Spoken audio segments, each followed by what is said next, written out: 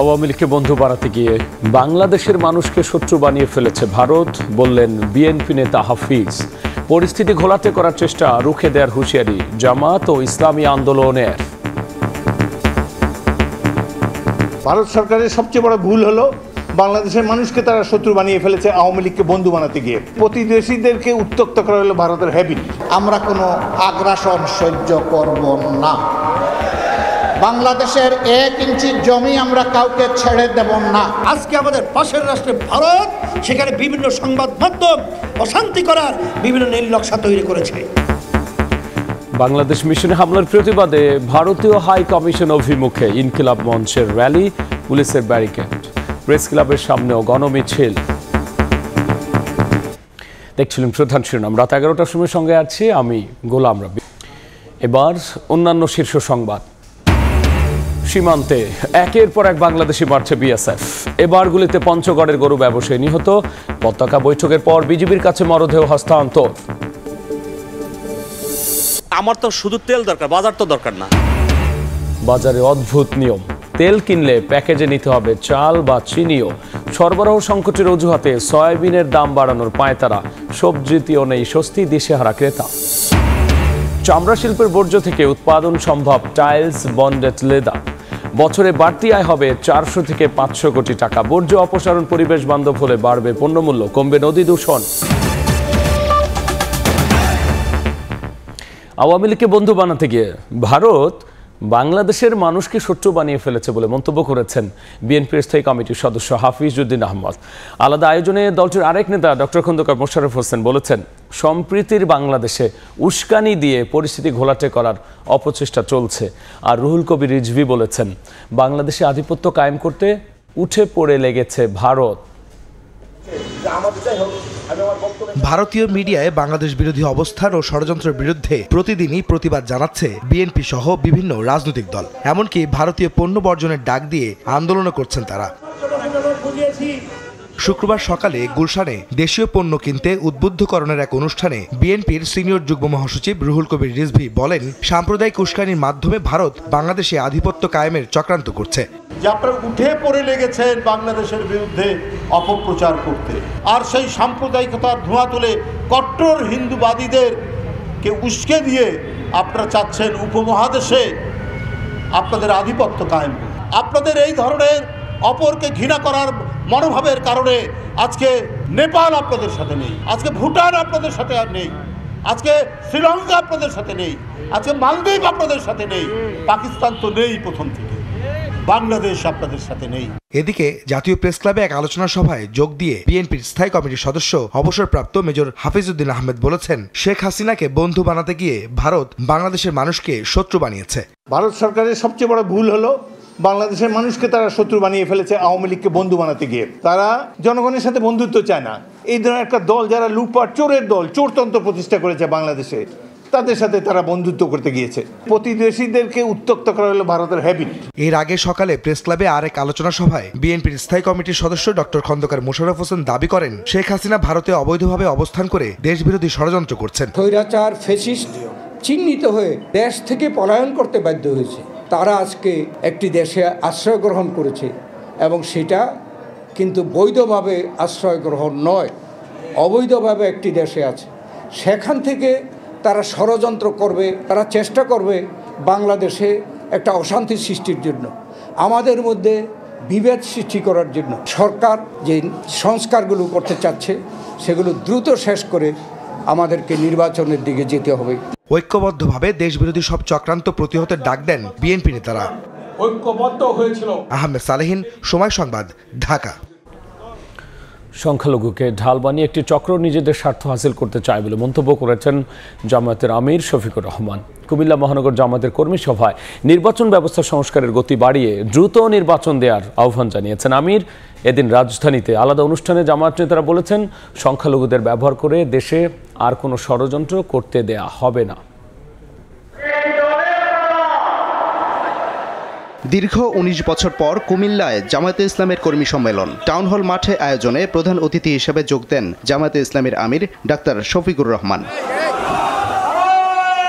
বক্তব্যে জামায়াতের আমির বলেন, সংখ্যালঘু শব্দ ব্যবহার করে একটি গোষ্ঠী দেশের বাইরে থেকে নিজেদের স্বার্থ হাসিল করতে চায়। সংস্কারের গতি বাড়িয়ে দেশে দ্রুত নির্বাচন দেওয়ার আহ্বান জানান তিনি। সরকারকে অনুরোধ করব, সংস্কারে গতি বাড়িয়ে মৌলিক সংস্কারগুলো করে একটা সুষ্ঠু নির্বাচন জাতিকে উপহার দেন। আপনাদের নিজস্ব কোনো এজেন্ডা থাকবে না, এজেন্ডা জাতীয় এজেন্ডা একটাই, যে একটা সুন্দর সুষ্ঠু নির্বাচন আপনারা উপহার দেবেন।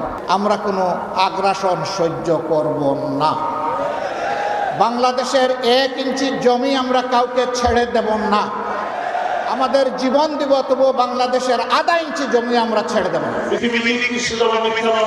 এদিন রাজধানীর শাহজাহানপুরে ঢাকা মহানগর দক্ষিণ জামায়াতের কর্মী সম্মেলনে দলের ঢাকা মহানগর দক্ষিণ জামায়াতের সেক্রেটারি ডক্টর শফিকুল ইসলাম মাসুদ বলেন, বাংলাদেশকে অস্থির করে কেউ শান্তিতে থাকতে পারবে না। হিন্দুদের ব্যবহার করে পতিত ফ্যাসিস্টের ষড়যন্ত্রের কারণে সব দল এখন আরও বেশি ঐক্যবদ্ধ বলেও জানান তিনি। আমাদের মিজাইল সাহেবকে হত্যা করেছে প্রতিবেশী রাষ্ট্রের ইঙ্গিতে, আজকেও আমাদের শহীদ সাইফুল ইসলামকে হত্যা করেছে তাদেরই চক্রান্তে। চট্টগ্রামের রক্ত এই পৃথিবীতে বৃথা যাবে না। চট্টগ্রামের রক্ত দিয়ে বাংলাদেশ নতুন করে আরেকবার স্বাধীনতাকে অর্থবহ করে তোলা হবে। বাংলাদেশের সাম্প্রদায়িক শক্তিকে, আমাদের হিন্দু সম্প্রদায়কে কাজে লাগিয়ে বাংলাদেশে আর ভবিষ্যতে কোনো ষড়যন্ত্র তারাও বাস্তবায়ন হতে দেবে না। দ্রুত নির্বাচন ব্যবস্থা সংস্কারে জোর দেন জামায়াতে ইসলামের নায়েবে আমির অধ্যাপক মুজিবুর রহমান। আগামীর সুন্দর সুশৃঙ্খল বাংলাদেশ। সাদিকুর রহমান, সময় সংবাদ, ঢাকা। বাংলাদেশের অভ্যন্তরীণ ইস্যুতে ভারতীয় গণমাধ্যমের মিথ্যাচারের বিরুদ্ধে সোচ্চার বিভিন্ন দল ও সংগঠন। প্রতিবাদ জানাতে শুক্রবার ঢাকায় ভারতীয় হাইকমিশন অভিমুখে র্যালি করে ইনকিলাব মঞ্চ। পুলিশি বাধায় 3 সদস্যের প্রতিনিধি দল পরে হাইকমিশনে গিয়ে তাদের স্মারকলিপি দেয়। এদিকে আলাদা কর্মসূচিতে বক্তারা বলেছেন, নিজ দেশের মানুষের স্বাধীনতা হরণ করা ভারত এখন বাংলাদেশের সম্প্রীতি নষ্টের ষড়যন্ত্র করছে।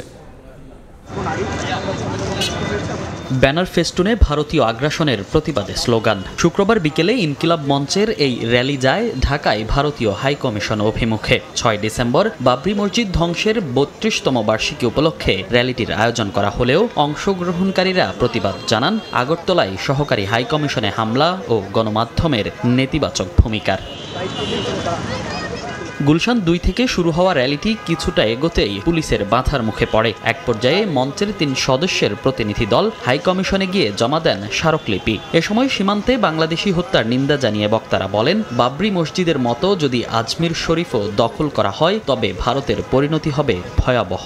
যে দেশে মসজিদ গুড়াই দিয়ে মন্দির বানানো যায়, সেই ভারতের কোন মুখে সাহস হয় পৃথিবীর সাম্প্রদায়িক সম্প্রীতির 1 নাম্বার উদাহরণ বাংলাদেশ নিয়ে কথা বলার সাহস থাকে কে দিয়েছে? ভারতীয় আগ্রাসনের বিরুদ্ধে বিকেলে গণমিছিল হয় জাতীয় প্রেস ক্লাবের সামনে। গণ অধিকার পরিষদের একাংশ আয়োজিত মিছিলে অংশ নেয় বাংলাদেশ লেবার পার্টি সহ কয়েকটি রাজনৈতিক দল। এর আগে সংক্ষিপ্ত এক সমাবেশে বক্তারা বলেন, বাংলাদেশের সাম্প্রদায়িক সম্প্রীতি সহ্য করতে পারে না ভারত, তাই নিজ দেশের মানুষের স্বাধীনতা হরণ করা ভারত এখন বাংলাদেশের সম্প্রীতি নষ্টের ষড়যন্ত্র করছে। ভারতের গোলামির জন্য 1971 সালে এবং 5ই আগস্ট 2024 সালে বাংলাদেশ নতুন করে স্বাধীনতা অর্জন করেনি। ভারতের তলপেটের মধ্যে বাংলাদেশ একটা টাইম বম। বাঙালিরা যদি চায় বিস্ফোরিত হতে, তাহলে বাংলাদেশ বিস্ফোরিত হবে, ভারতের চারিদিকে তছনছ হয়ে যাবে।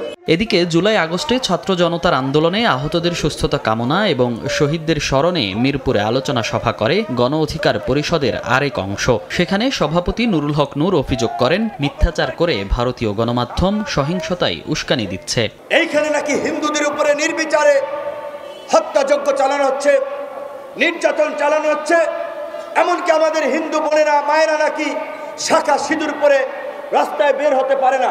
এখানে অপপ্রচার, প্রোপাগান্ডা এবং সাম্প্রদায়িক উস্কানির পাশাপাশি একটা যুদ্ধংদেহী পরিস্থিতির সৃষ্টি করার চেষ্টা চালিয়ে যাচ্ছে। দেশের সার্বভৌমত্বের প্রশ্নে ধর্ম বর্ণ নির্বিশেষে সব নাগরিকদের ঐক্যবদ্ধ হয়ে প্রতিবাদ জানানোর আহ্বানও জানান বক্তারা।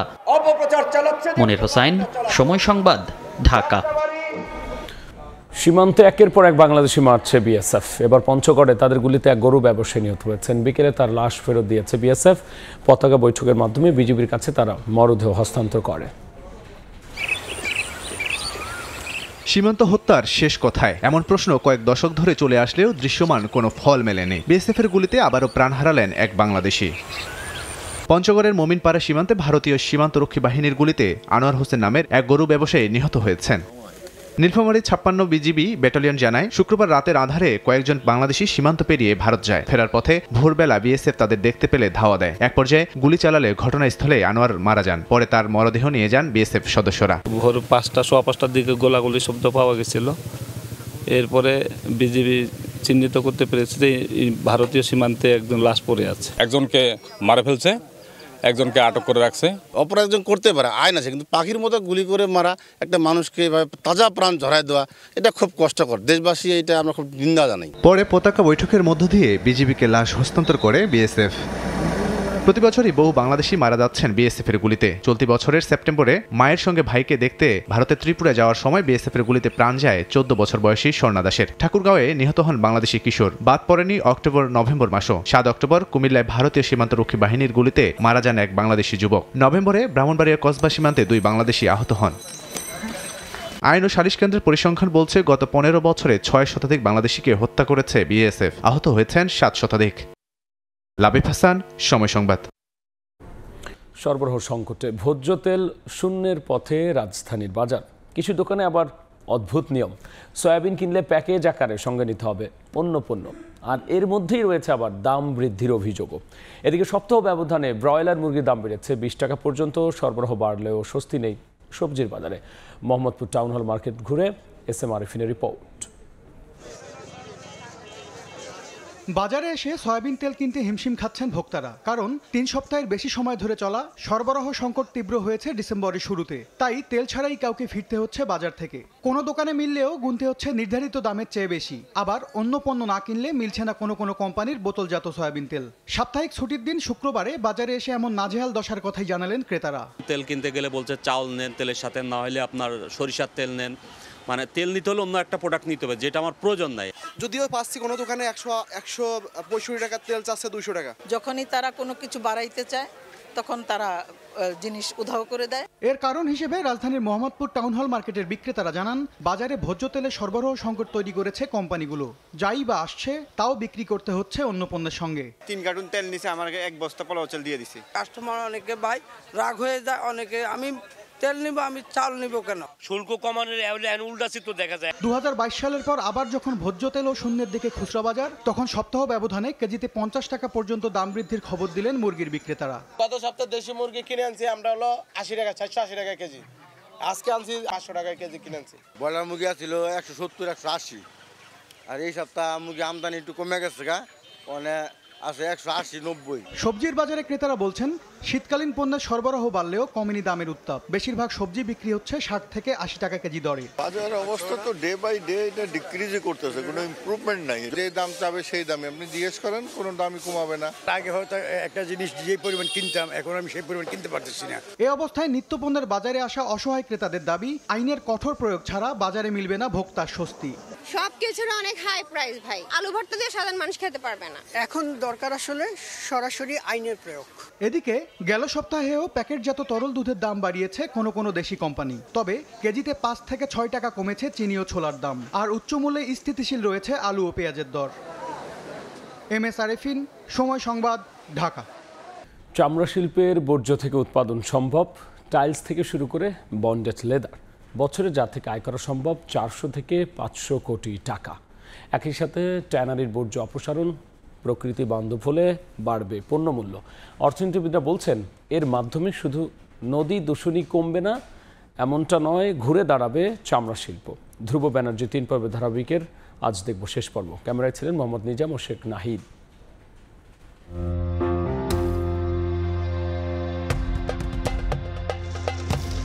পচা গলা দুর্গন্ধযুক্ত কঠিন বর্জ্য, আছে ক্যান্সার সৃষ্টিকারী ক্রোমিয়াম মিশ্রিত তরল। ট্যানারি শিল্প ধলেশ্বরী নদীর পানি থেকে শুরু করে বায়ু সবই করে তুলছে দূষিত।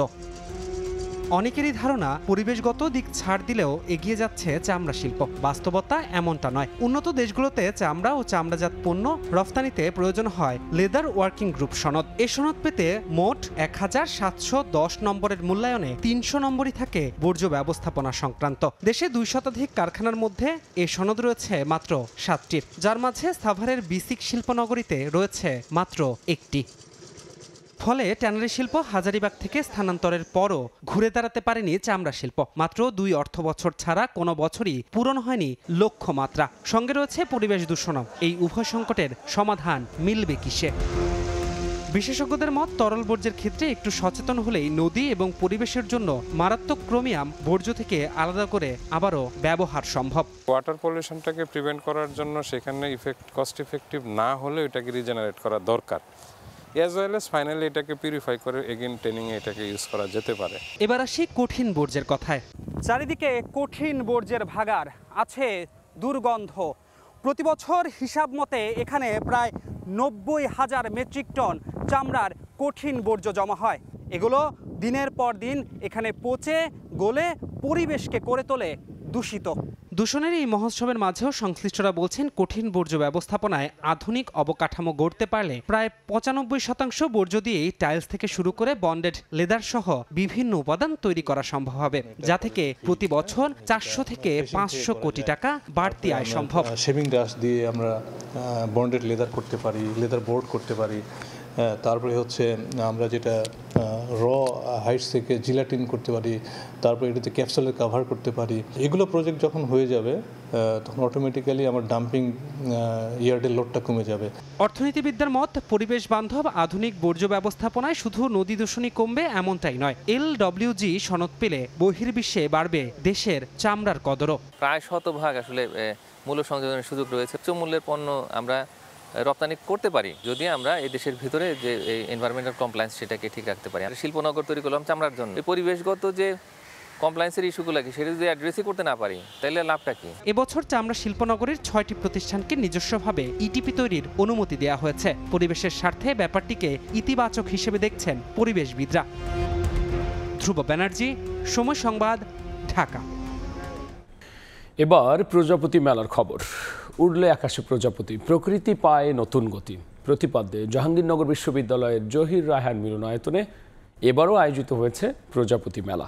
শুক্রবার সকাল থেকে শুরু হয়ে মেলা চলে দিনব্যাপী। জাহাঙ্গীরনগর বিশ্ববিদ্যালয়ে প্রজাপতি মেলার এবারের আসরটি 14তম। মেলায় শিশু কিশোরদের ছবি আঁকা প্রতিযোগিতা, কুইজ, আলোকচিত্র প্রদর্শনী, ঘুড়ি ওড়ানো ও বারোয়ারি বিতর্ক সহ ছিল নানা আয়োজন। পাশাপাশি পাপেট শো ছিল মেলার বিশেষ আকর্ষণ। মেলায় আগতরা প্রজাপতি সংরক্ষণে সচেতনতা বাড়ানোর উপর জোর দেয়।